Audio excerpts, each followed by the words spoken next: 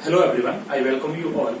आज की हम क्लास में बात करने वाले हैं टेंस के बारे में। और टेंस के बारे में जो आपसे बात करूंगा वो बिल्कुल भी टेंस कोई टाइप्स या टेंस के बारे में उस प्रकार की बात नहीं होगी।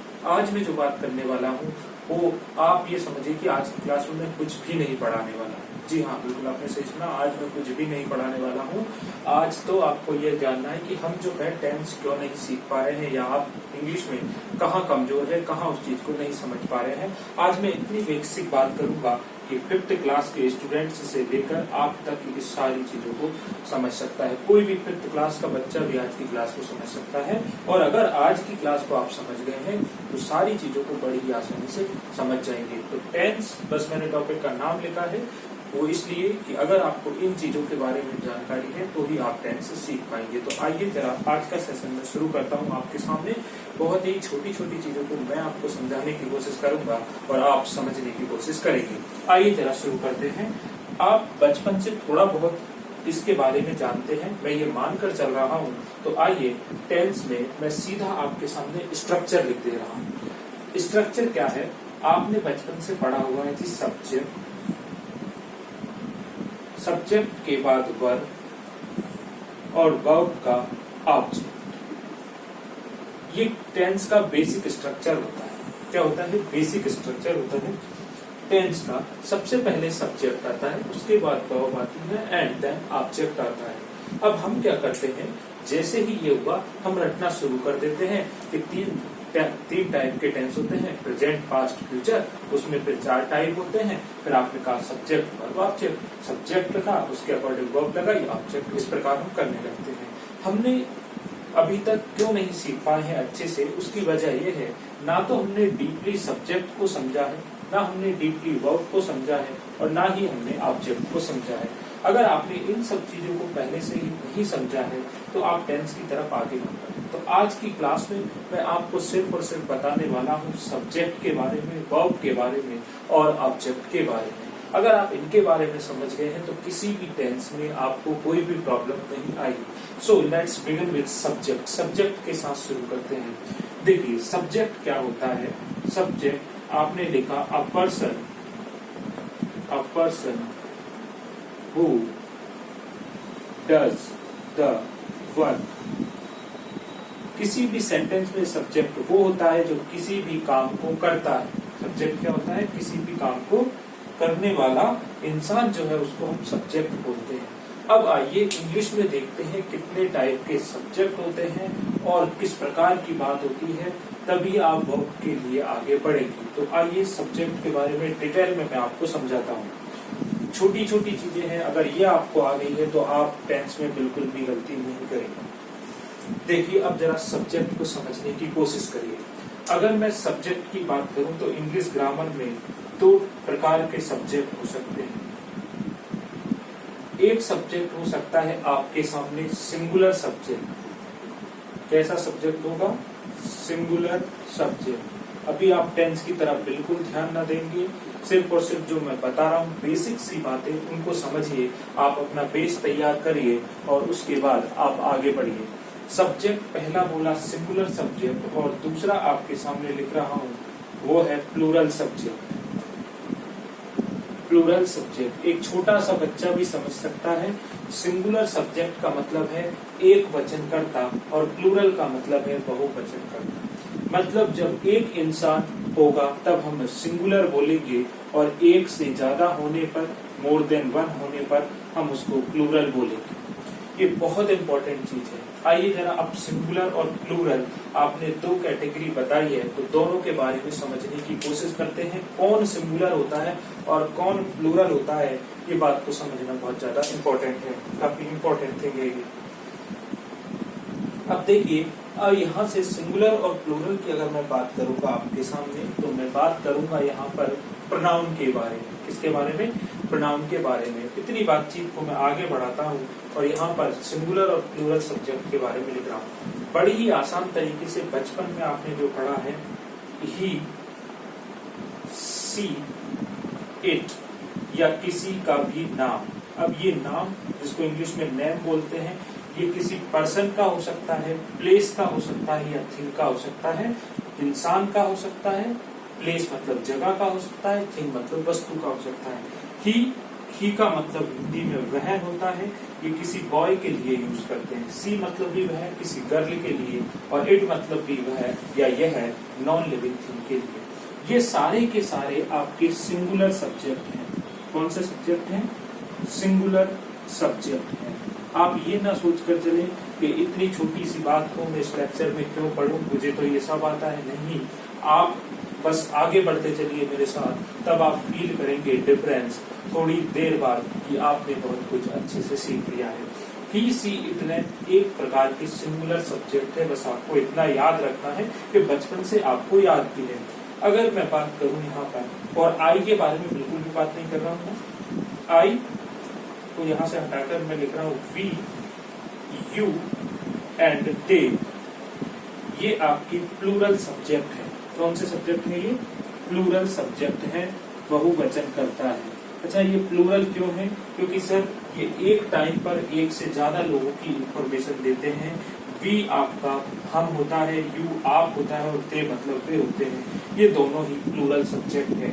याद रखें, अगर नाम एक से ज्यादा है तो भी प्लूरल सब्जेक्ट माने जाएंगे, क्योंकि एक से ज्यादा हो जाने पर चीजें प्लूरल हो जाती है। जैसे कि मैंने बोला राम एंड श्याम, दो लोग हैं, आप कहेंगे प्लूरल सब्जेक्ट है। इतनी बातचीत को मैं क्यों कर रहा हूँ, थोड़ी देर बाद आपको समझ में आ जाएगा क्यों इतना सिंगुलर और प्लूरल पर मैं ध्यान दे रहा हूँ। आइए जरा आई के बारे में जान लेते हैं। आई जो है वो इंग्लिश में सिंगुलर सब्जेक्ट है। कैसा सब्जेक्ट है?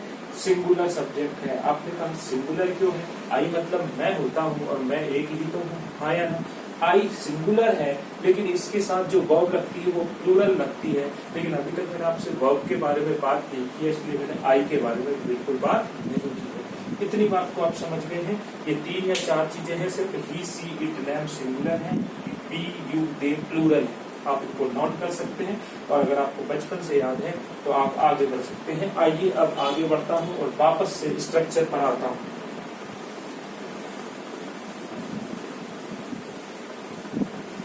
थोड़ी देर बाद देखेंगे कि आपको पता भी नहीं चलेगा और आप टेंस सीख चुके हैं। आइए आगे बढ़ते हैं। अब वापस से उसी स्ट्रक्चर को लिखता हूँ आपके सामने। मैंने लिखा सब्जेक्ट, सब्जेक्ट के बाद मैंने लिखी थी आपके सामने वर्ब, और वर्ब का अपना क्या होता है? ऑब्जेक्ट होता है।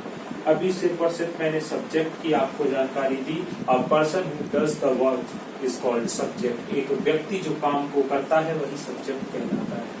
आगे बढ़ते हैं। आपके सामने लिखी हुई है वर्ब, और वर्ब का अपना लिखा हुआ है ऑब्जेक्ट। इस बात को आप समझिए कि ये जो स्ट्रक्चर आपके सामने लिखा है, इसमें चीजें एक दूसरे से इंटरकनेक्टेड होती है। अगर चीजें इंटरकनेक्टेड मतलब कि इंटरडिपेंडेंट, एक दूसरे पर निर्भर नहीं रहेंगी, तो चीजें एक साथ कैसे चल पाएंगी? तो आइए जरा देखते हैं कैसे चीजें एक दूसरे पर निर्भर करती है। अब मैं वर्ब की डेफिनेशन आपके सामने लिखता हूँ। एनी एक्शन, कोई भी काम, कोई भी काम इंग्लिश ग्रामर में वर्ब कहलाता है। सब्जेक्ट जिस काम को करता है उसी को इंग्लिश ग्रामर में वर्ब कहते हैं। मैं पढ़ाता हूँ, मैं क्या कर रहा हूँ? पढ़ाने का काम। जो पढ़ाने का काम है इंग्लिश ग्रामर में वर्ब कहलाएगा। मैं खेलता हूँ, मैं क्या करता हूँ? खेलता हूँ। तो खेलने का काम प्ले क्या कहलाएगा? वर्ब कहलाएगा। मैं खाना खाता हूँ, क्या खाता हूँ? आपने कहा क्या करते हैं? खाता हूँ। क्या? तो खाता हूँ मतलब कि ईट वर्ब का काम करेगा। सिंपल हुआ, हाँ या ना? कोई भी एक्शन। ऑब्जेक्ट, ऑब्जेक्ट क्या होता है? सब्जेक्ट ने वर्ब के साथ मिलकर, बड़े ही ध्यान से डेफिनेशन को समझिए। सब्जेक्ट ने वर्ब के साथ मिलकर जो भी किया उसका इफेक्ट या प्रभाव जिस पर भी पड़ेगा वो ऑब्जेक्ट कहलाएगा। ये क्या कहलाएगा? ऑब्जेक्ट कहलाएगा। एक आसान से एग्जांपल से समझाता हूँ। I play cricket. क्या बोला मैंने? I play cricket. मैंने क्या किया? खेला। क्या खेला? क्रिकेट। तो मैंने वर्ब के साथ, वर्ब मतलब प्ले, तो मैंने जो भी खेला उसका इफेक्ट जिस पर भी पड़ा वो था क्रिकेट। तो क्रिकेट क्या हुआ? मेरा ऑब्जेक्ट हुआ। आई रीड बुक, मैंने बोला आई रीड बुक, मैंने क्या किया? पढ़ा। तो मैंने रीड के साथ, आई रीड, रीड के साथ मिलकर जो भी किया उसका असर पड़ा बुक पर, तो बुक मेरा वर्ब का क्या हुआ? ऑब्जेक्ट हुआ। मतलब कि सब्जेक्ट और वर्ब जो भी मिलकर करते हैं उसका असर जिस पर भी पड़ता है, प्रभाव जिस पर भी पड़ता है, उसी को ऑब्जेक्ट बोलते हैं। इतनी बात आ गई है समझ में। अगर नहीं भी आती है तो वर्ब के बाद जो लिखा होता है वो वर्ब का ऑब्जेक्ट होता है। इतनी बात को याद रखेंगे। आइए आगे बढ़ते हैं। अब सब्जेक्ट और वर्ब एक दूसरे पर डिपेंड होते हैं। मैंने कहा सब्जेक्ट और वर्ब ये जो स्ट्रक्चर है वो इंटरकनेक्टेड होता है। देखिए समझिए इस बात को। सबसे पहले सेंटेंस में सब्जेक्ट आता है। क्या आता है? सब्जेक्ट। तो सबसे पहले जो चीज आएगी उसके ऊपर तो हमारा कोई कंट्रोल नहीं है, सब्जेक्ट तो आना ही है। लेकिन सब्जेक्ट के बाद आप जिस भी वर्ब का यूज करेंगे वो वर्ब हमेशा सब्जेक्ट पर डिपेंड करेगी। किस पर डिपेंड करेगी? सब्जेक्ट पर डिपेंड करेगी। अब सब्जेक्ट पर कैसे डिपेंड करेगी समझना शुरू कर दीजिए। यहाँ से आपकी जो जानकारी है, जो आपको आना चाहिए, जो हमें पढ़ना चाहिए, वो शुरू होता है। वर्ब किस पर डिपेंड करेगी? सब्जेक्ट पर। तो आपके दिमाग में आ जाएगा जी कैसे।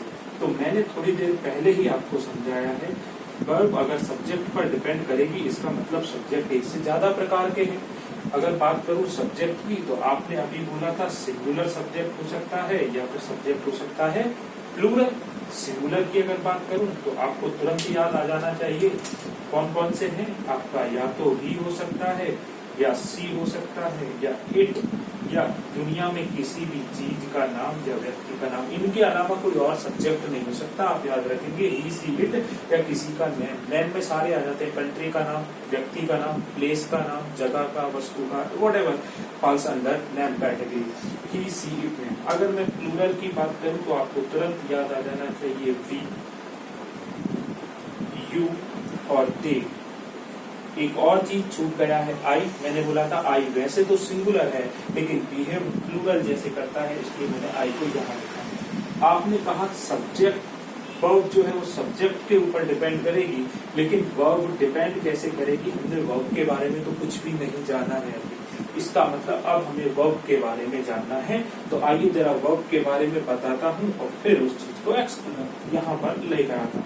जिस प्रकार सब्जेक्ट सिंगुलर या प्लूरल हो सकते हैं, वर्ब भी सिंगुलर या प्लूरल हो सकती है। वर्ब भी कैसी हो सकती है? सिंगुलर वर्ब या फिर प्लूरल वर्ब। तो मैंने कहा था अगर मैं किसी सब्जेक्ट को, सिंगुलर सब्जेक्ट को प्लूरल बनाता हूं, जैसे मैंने आपके सामने लिखा एक शब्द, यहां पर आप देखेंगे एप्पल। ये नाम है किसी भी चीज का, हाँ या ना? अगर एप्पल को प्लूरल बनाऊंगा तो आप कहेंगे जी ये हो जाएगा एप्पल्स। यस और नो? मेरे हाथ में पेन है, प्लूरल कर दीजिए, आप कहेंगे पेन्स। यस और नो? मैंने कहा बुक, आप कहेंगे प्लूरल कर दीजिए तो आप बोलेंगे बुक्स। इसका मतलब ये है नाउन में एस लगाकर नाउन को क्या बनाया जा सकता है? प्लूरल बनाया जा सकता है, बहुवचन बनाया जा सकता है। हाँ या ना? वर्ब पर आइए। मैंने बोला मैं पढ़ाता हूँ, तो पढ़ाने की इंग्लिश क्या होगी? टीच। पढ़ाने की इंग्लिश क्या होगी? टीच। अगर आपने कहा वह पढ़ाता है तो कभी कभी आप देखते हैं एस या ईएस लग जाता है वर्ब में। ये हमने पढ़ा है बचपन से, आप जानते हैं वर्ब में कई जगह एस या ईएस लगता है, कई जगह नहीं लगता। कहाँ लगता है? आपने कहा ही, सी, इट नेम के साथ एस या ईएस लगता है वर्ब में। उसी चीज को मैं क्लियर कर रहा हूँ। या याद रखिए आप, बिना एस लगी हुई वर्ब, आपने क्या बोला? बिना एस लगी हुई वर्ब प्लूरल वर्ब होती है। कैसी वर्ब होती है? प्लूरल। इसका मतलब सर ये जो आपने लिखा है सिंगुलर प्लूरल, इसको चेंज करके इस टीच के ऊपर लिखिए प्लूरल वर्ब। क्या लिखूंगा मैं? Plural verb. और जिसमें एस या यस लग जाता है उसके बाद वर्ब जो है वो सिंगुलर बन जाती है। क्या बन जाती है? Verb singular. ये चीज आपके लिए नहीं हो सकती है कई स्टूडेंट के लिए कि वर्ब भी सिंगुलर प्लूरल होती है। अब तक हमने सब्जेक्ट सुना था लेकिन वर्ब नहीं सुना था। बचपन से बस इतना पढ़ा था कि एस या ईएस लगा दीजिए जब सेंटेंस का subject he, she, it name हो, तब एस या ईएस लगाइए, अदरवाइज मत लगाइए। क्यों लगाते हैं वो आज की क्लास में आपके सामने क्लियर होने वाला है। जो वर्ब बाय डिफॉल्ट फॉर्म में होती है, मतलब बिना एस या ईएस लगी हुई वर्ब को कैसी वर्ब बोलते हैं? Plural verb. अगर टीच का सिंगुलर बनाऊंगा तो आप कहेंगे कि क्या हो जाएगा? टीच। समझ पा रहे हैं? रीड एक प्लूरल वर्ब है, सिंगुलर बनाऊंगा तो क्या हो जाएगा, आप कहेंगे रीड्स हो जाएगा। हाँ या ना, इतनी बात को समझ पा रहे होंगे। आगे अगर मैं आपके सामने बोलता हूँ, मैंने बोला सी मतलब देखना होता है, प्लूरल करूंगा, सिंगुलर करूंगा तो क्या हो जाएगा, सीज, एस लग जाएगा। हाँ या ना। आगे बढ़ते हैं, आगे मैंने लिखा वॉच, वॉच मतलब देखना होता है, प्लूरल करूंगा तो वॉच हो जाएगा। इतनी बात को समझ पा रहे हैं, ज्यादा नहीं लिखूंगा, सॉरी सिंगुलर करूंगा तो हमने क्या देखा कि वर्ब जो है वो बाय डिफॉल्ट बिना एस लगी हुई प्लूरल होती है, जबकि एस लग जाने पर वो क्या बन जाती है, सिंगुलर बन जाती है। क्या बन जाती है, सिंगुलर बन जाती है। तो ये हमने व्यवस्था क्यों पढ़ी, ये हमें कहाँ काम आने वाला है, ये कौन सी बेसिक वाली बात है, आइए अब इस पर बात करते हैं। सब्जेक्ट के ऊपर वर्ब डिपेंड करती है। अब देखिए सब्जेक्ट के ऊपर वर्ब कैसे डिपेंड करती है। अगर सेंटेंस का सब्जेक्ट सिंगुलर होगा, सेंटेंस का सब्जेक्ट कैसा होगा, सिंगुलर होगा, तो उसके साथ आने वाली वर्ब भी क्या होनी चाहिए, सिंगुलर होनी चाहिए। क्या होनी चाहिए, सिंगुलर। इसीलिए ही के साथ टीच नहीं आता, ही के साथ टीच आता है। ही टीच मी, क्या बोलेंगे आप, he teach me. He reads a book, क्या बोलेंगे, ही रीड्स अ बुक, है ना। सी रीड्स अ बुक, ना कि सी रीड अ बुक। अब आपने जो पढ़ा है बचपन से, वो देखिए आपने क्या पढ़ा है कि subject plus first form of verb plus S या ईएस प्लस ऑब्जेक्ट, ऐसा बचपन से पढ़ते आए हैं प्रेजेंट के इंडेफिनिट टेंस में। लेकिन अभी तो मैंने प्रेजेंट इंडेफिनिट के बारे में आपको बिल्कुल भी नहीं बताया, लेकिन आप सीख चुके हैं। आपने क्या कहा जी, बचपन से मैं इस स्ट्रक्चर को रखते हुए आता था, यहाँ देखता था कि सब्जेक्ट अगर ही सीट नेम है तो वर्ब में एस या ईएस लगा दीजिए, यस और नो। आपने कहा कि ये वर्ब में एस या ईएस क्यों लगा, क्योंकि सब्जेक्ट ही सीट नेम आएगा तो सब्जेक्ट ही सीट नेम सिंगुलर सब्जेक्ट होगा। कैसा सब्जेक्ट होगा, सिंगुलर। और सिंगुलर सब्जेक्ट के साथ जो वर्ब आती है वो कैसी होती है, सिंगुलर वर्ब। और सिंगुलर वर्ब कौन सी होती है, जिनमें एस या ईएस लगा होता है, इसलिए ही सीट नेम के साथ एस या ईएस लग जाता है। इसको डिटेल में और आगे जाकर चर्चा करेंगे जब हम सेंटेंसेस बनाएंगे। अभी क्या समझेंगे कि मैंने कहा वर्ब सब्जेक्ट के ऊपर डिपेंड करती है, और जैसा सब्जेक्ट वैसी वर्ब। इसका मतलब सिंगुलर सब्जेक्ट तो सिंगुलर वर्ब, प्लूरल सब्जेक्ट तो प्लूरल वर्ब। कितनी बात को समझ गए। दूसरी प्रॉब्लम स्टूडेंट के सामने कि कहाँ एस लगता है और कहाँ ईएस लगता है। बहुत ही छोटी सी बात है, बेसिक सी बात है, देख लेते हैं जरा। इसको मैं मिटा रहा हूँ आपके सामने, समझ गए होंगे आप, नोट कर लीजिए इसको।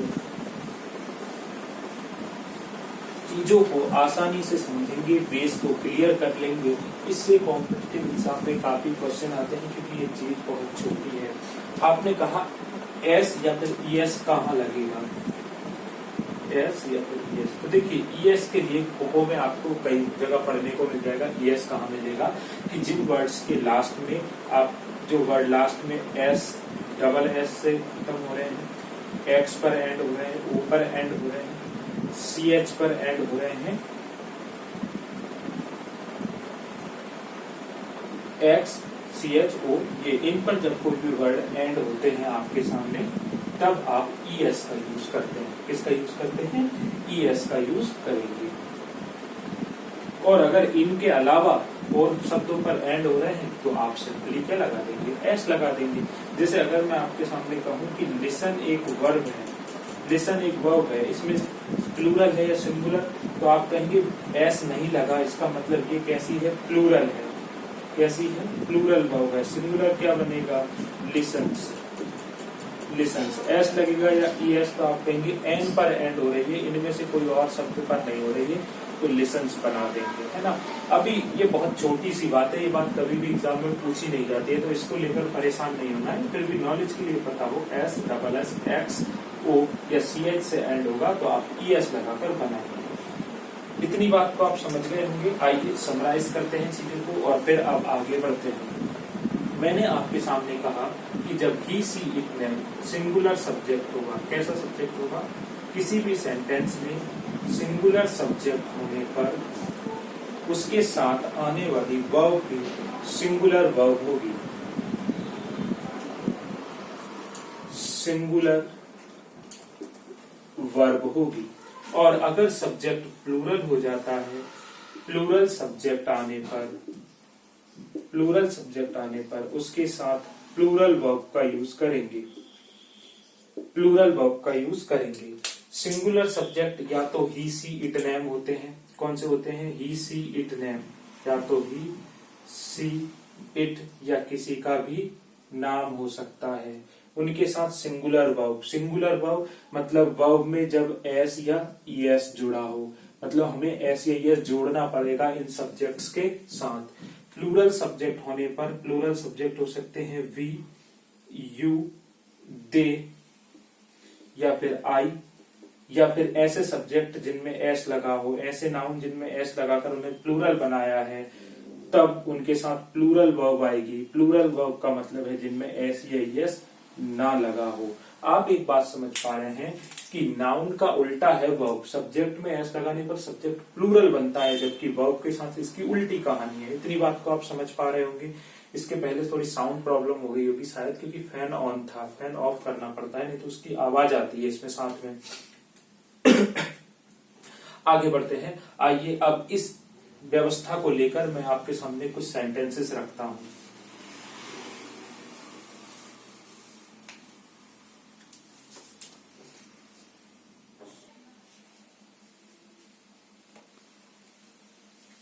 देखिए जरा इन सेंटेंसेस को। पहला आपके सामने, राम प्ले क्रिकेट। मैं जरा एनालिसिस कर लेता हूं। मुझे बड़ी धीरे धीरे चीजों को सीखना है और आसानी से चीजों को सीखना है। आपने कहा अगर ये सेंटेंस लिखा है तो राम सेंटेंस का हुआ क्या? सब्जेक्ट। थोड़ी देर पहले मैंने बताया था, पहले सब्जेक्ट फिर वर्ब उसके बाद ऑब्जेक्ट। तो सर सब्जेक्ट के बाद जो आती है वो वर्ब होती है, इसका मतलब पहले वर्ब हुआ और क्रिकेट क्या हुआ? ऑब्जेक्ट हुआ। एक बात याद रखें, आप किसी भी सेंटेंस की हिंदी नहीं करेंगे। अगर आपको अच्छी इंग्लिश सीखनी है तो आप पार्ट ऑफ स्पीच के अकॉर्डिंग आगे बढ़ेंगे। कोई भी छोटे से छोटा बच्चा भी इस प्रकार आगे बढ़ेगा, हिंदी नहीं करना है आपको। तो मैंने कहा क्या राम कैसा सब्जेक्ट है? आपने कहा राम एक सिंगुलर सब्जेक्ट है, क्योंकि किसी का नाम है और राम एक ही तो व्यक्ति है। सिंगुलर सब्जेक्ट के साथ कैसी वर्ब लगती है? आपने कहा सिंगुलर सब्जेक्ट के साथ सिंगुलर वर्ब लगती है, और सिंगुलर वर्ब का मतलब है वर्ब में एस या एस का लगा होना। तो राम प्ले नहीं होगा, क्या होगा? Ram pledge cricket. आप वीडियो को पहले पॉज करेंगे और इन सारे को आंसर्स आप लगा लेंगे, इनको सही कर लेंगे, उसके बाद सॉल्यूशन को देखेंगे। Ram pledge cricket is the correct expression. देखिए अभी मैंने कोई भी टेंस स्टार्ट नहीं किया, लेकिन जब मैं कल टेंस स्टार्ट करूंगा तो आप बोलेंगे कि ये टेंस स्टार्ट हो रहा है, ये तो मुझे ऑलरेडी आता है। अगला है Sita reads newspaper. Sita sentence का सब्जेक्ट हुआ, रीड्स यहाँ पर वर्ब हुई और न्यूज़पेपर इसका क्या हुआ? ऑब्जेक्ट हुआ। देख लेता हूँ सीता कैसा सब्जेक्ट है? आपने कहा सिंगुलर सब्जेक्ट है। सिंगुलर सब्जेक्ट तो वर्ब भी कैसी होगी? सिंगुलर। सिंगुलर वर्ब कब होगी? जब उसमें एस या एस लगा होगा, मतलब इसका उल्टा है। सीता रीड्स न्यूज़पेपर बिल्कुल सही है। They comes on time, sentence का दे हुआ सब्जेक्ट, कम हुई वर्ब, ऑन टाइम क्या हुआ? आपने कहा ऑब्जेक्ट। देख लेता हूँ, वर्ब हमेशा सब्जेक्ट पर डिपेंड करती है। सब्जेक्ट कैसा है? आपने कहा प्लूरल सब्जेक्ट है, तो वर्ब भी कैसी होगी? प्लूरल, मतलब बहुवचन। तो वर्ब कब प्लूरल बनती है? आपने कहा जब इसमें एस ना लगा हो। तो हमें कम में से एस को हटाना पड़ेगा, हाँ या ना? क्यों हटाना पड़ेगा? प्लूरल सब्जेक्ट के साथ प्लूरल वर्ब आती है, और वर्ब प्लूरल कब होती है? जब उसमें क्या नहीं लगा हो? एस। एप्पल का एप्पल से बनेगा, प्लूरल होगा, लेकिन एप्पल नाउन है, वर्ब नहीं है। आगे बढ़ते हैं। You rights very well. You sentence का सब्जेक्ट है जो कि प्लूरल है। राइट्स वर्ब है, एस लगाएंगे तो सिंगुलर है, गलत हो गया। आपने कहा एस हटाना पड़ेगा, तो क्या हो जाएगा? You right very well. क्या होगा? यू राइट, ई लगा रहेगा, you right very well. I Yeats rice, sentence का सब्जेक्ट आई है, ईट्स वर्ब है और राइस ऑब्जेक्ट है। आपने कहा आई सिंगुलर सब्जेक्ट है, लेकिन बिहेव करता है प्लूरल की तरह। आने वाली वर्ब भी कैसी होनी चाहिए? प्लूरल। ईट से एस को हटाना पड़ेगा, ईट राइस हो जाएगा। बी कम ऑन टाइम, ये सब्जेक्ट है, ये वर्ब है और ये आपका ऑब्जेक्ट है। आपने कहा सब्जेक्ट कैसा है? ही, सी, इट, देम सिंगुलर होते हैं, इनके अलावा बाकी प्लूरल होते हैं। प्लूरल सब्जेक्ट के साथ आने वाली वर्ब कैसी होनी चाहिए, प्लूरल होनी चाहिए। वर्ब प्लूरल कब होती है, जब उसमें एस या एस ना लगा हो, इसका मतलब ये बिल्कुल सही है। He speak French, he sentence का क्या है, आपने कहा सब्जेक्ट है, तो स्पीक क्या हुई सर, वर्ब हुई, और फ्रेंच इसका क्या हुआ, ऑब्जेक्ट हुआ। ही कैसा सब्जेक्ट है, आपने कहा ही, सी, इट या किसी का नाम सिंगुलर सब्जेक्ट होते हैं। आने वाली वर्ब भी कैसी होनी चाहिए, सिंगुलर, लेकिन वर्ब सिंगुलर तब होती है जब उसमें क्या लगा हो, एस या ईएस। आप बताएंगे इसमें एस लगेगा या ईएस, तो आपने कहा ईएस नहीं लगेगा, क्योंकि ये ना ओ पर एंड हुआ है, ना सी एच पर एंड हुआ है, ना एस पर, ना डबल एस पर, तो हम कहेंगे स्पीक्स, सिंपल एस लग जाएगा, उसमें कोई दिक्कत नहीं होगी। सी डिजर्व अ ट्रॉफी। अब मान लीजिए आप हिंदी करते हैं सेंटेंसेस की और किसी को डिजर्व का मतलब नहीं पता, तो वो क्या करेगा फिर, बिल्कुल भी परेशान नहीं होना है। इसीलिए मैं बोल रहा हूँ कभी भी हमें हिंदी नहीं करना है, हमें तो इतना पता है कि सी जो है वो सिंगुलर सब्जेक्ट है, ये है आपकी वर्ब और ये है इसका ऑब्जेक्ट। ऑब्जेक्ट से हमें कोई भी लेना देना नहीं है, टेंस नाम के टॉपिक में हमें ऑब्जेक्ट से कोई भी लेना देना नहीं है। सिंगुलर सब्जेक्ट है, वर्ब भी सिंगुलर होनी चाहिए, और वर्ब सिंगुलर तब होती है जब इसमें क्या लगा हो, एस लगा हो। सी डिजर्व्स अ ट्रॉफी, एक ट्रॉफी डिजर्व करती है। इट रैन इन मानसून, आपने कहा इट सबसे पहले लिखा है, इसलिए सेंटेंस का सब्जेक्ट रहा होगा, रैन इसकी वर्ब रही होगी, और इन मानसून ऑब्जेक्ट रहा होगा। सब्जेक्ट इट है, सिंगुलर है या प्लूरल है, आप कहेंगे ये सिंगुलर सब्जेक्ट है। आने वाली वर्ब भी कैसी होगी, सिंगुलर। क्या ये सिंगुलर वर्ब दिखाई देती है, आप कहेंगे जी बिल्कुल नहीं, क्योंकि इसमें एस नहीं लगा। रैन में क्या लगाना पड़ेगा, आपने कहा एस लगेगा, क्योंकि singular subject, it rains in monsoon. उम्मीद करता हूँ इतनी बात को समझ गए होंगे बहुत ही आसानी से। एक बार और मैं बोलता हूँ, सबसे पहले सेंटेंस में सब्जेक्ट आता है, सब्जेक्ट के बाद वर्ब आती है, और वर्ब के बाद आता है आपके सामने ऑब्जेक्ट। वर्ब हमेशा सब्जेक्ट पर डिपेंड करती है, सब्जेक्ट या तो सिंगुलर हो सकता है या सब्जेक्ट प्लूरल हो सकता है। अगर सब्जेक्ट सिंगुलर है तो उसके साथ आने वाली वर्ब भी सिंगुलर होगी, अगर सब्जेक्ट प्लूरल है तो आने वाली वर्ब भी प्लूरल होगी। वर्ब सिंगुलर कब होती है, जब उसमें एस या ईएस लगा हो, और वर्ब प्लूरल कब होगी, जब उसमें एस या ईएस ना लगा हो। इतनी सी छोटी सी बात को समझ गए हैं, आइए आगे बढ़ता हूं।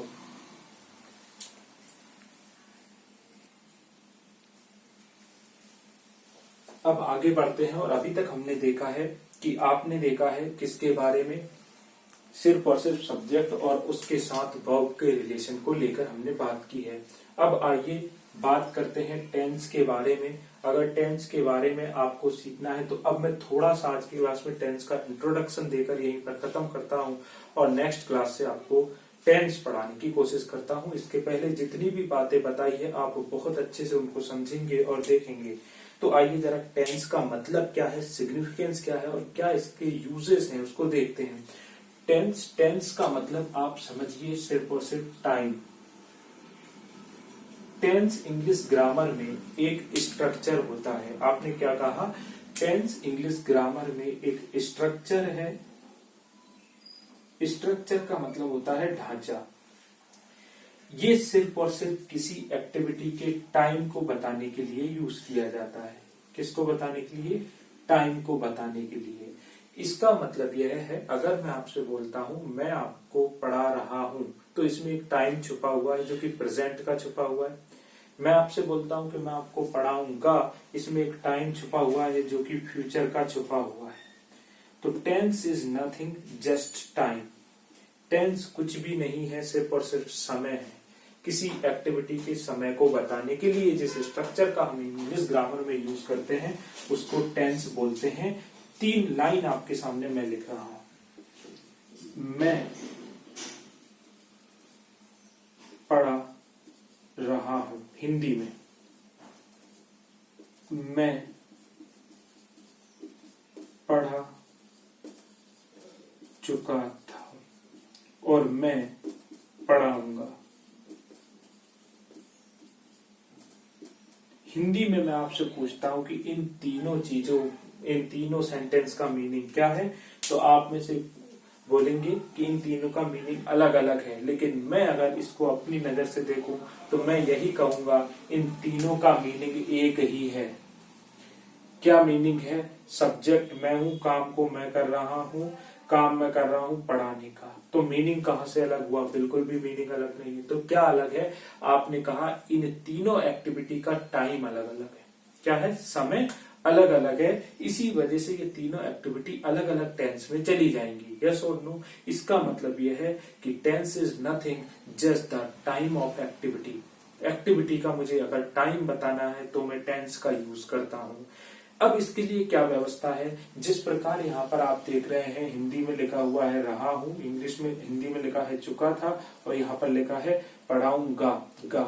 ये जो शब्द हैं वो आपको टाइम की जानकारी दे रहे हैं। किसकी जानकारी दे रहे हैं? टाइम की जानकारी दे रहे हैं। लेकिन इंग्लिश में तो ऐसा होता नहीं है। तो आइए जरा अब समझते हैं। मैंने आपके सामने लिखा सब्जेक्ट, सब्जेक्ट के बाद क्या आती है? आपने कहा वर्ब, और वर्ब का अपना क्या होता है? ऑब्जेक्ट होता है।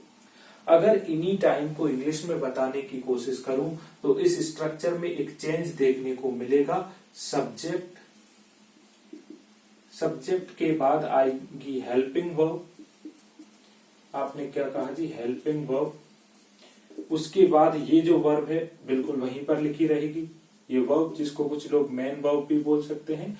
और उसके बाद आपने कहा सर आपने एक और टर्म को इंट्रोड्यूस किया है, that is called helping verb.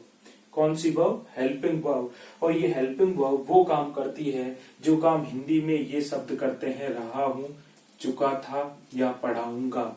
इसका मतलब यहां से मैं आपको ये समझाना चाह रहा हूं, अगर आपको टेंस सीखना है, क्या सीखना है? टेंस, तो आपको कुछ भी नहीं आना है, उससे कोई फर्क नहीं पड़ता। आपको सिर्फ और सिर्फ हेल्पिंग वर्ब की जानकारी होनी चाहिए। किसकी जानकारी? हेल्पिंग वर्ब की। कैसे? जरा मैं समझाता हूं।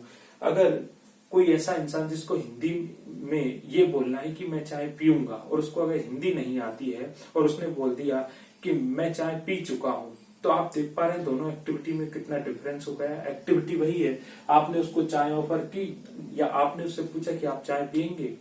अब उसको बोलना था हाँ पीऊंगा, हाँ में जवाब देना था पीऊंगा, लेकिन उसने बोल दिया मैं चाय पी चुका हूं। तो आप देख पा रहे हैं दोनों में क्या डिफरेंस हुआ? टाइम का डिफरेंस हुआ। और आपने जो उसको चाय के लिए पूछा था, अब आप उसको कभी भी चाय नहीं पिलाएंगे, क्योंकि उसने जो एक्टिविटी का टाइम है उसने खुद बोल दिया है कि मैं चाय पी चुका हूं।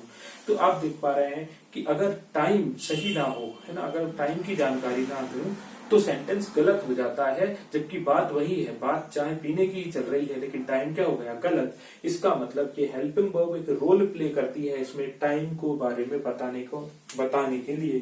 तो अगर ये हेल्पिंग वर्ब की जानकारी मुझे मिल जाती है, ये हेल्पिंग वर्ब की जानकारी मुझे मिल जाती है, तो मेरे सारे टेंस क्लियर हो जाते हैं।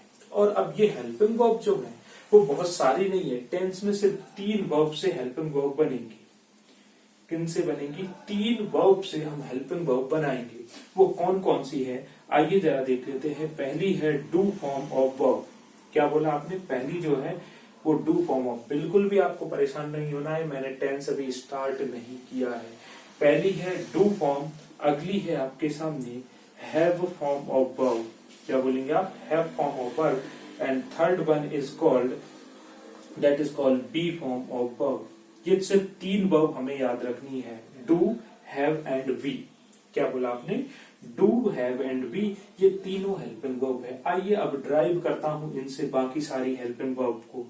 डू से आपके सामने बनेगा पहला डू, और अगर मैं आपसे पूछूं कि डू का सिंगुलर क्या होगा, तो आप कहेंगे ऐसी वर्ब या ऐसे सब जो ऊपर एंड होते हैं ईएस लगाकर सिंगुलर बनाते हैं थोड़ी देर पहले, मतलब डू से बन जाएगा आपका एक तो खुद डू, इसका सिंगुलर डज बन जाएगा।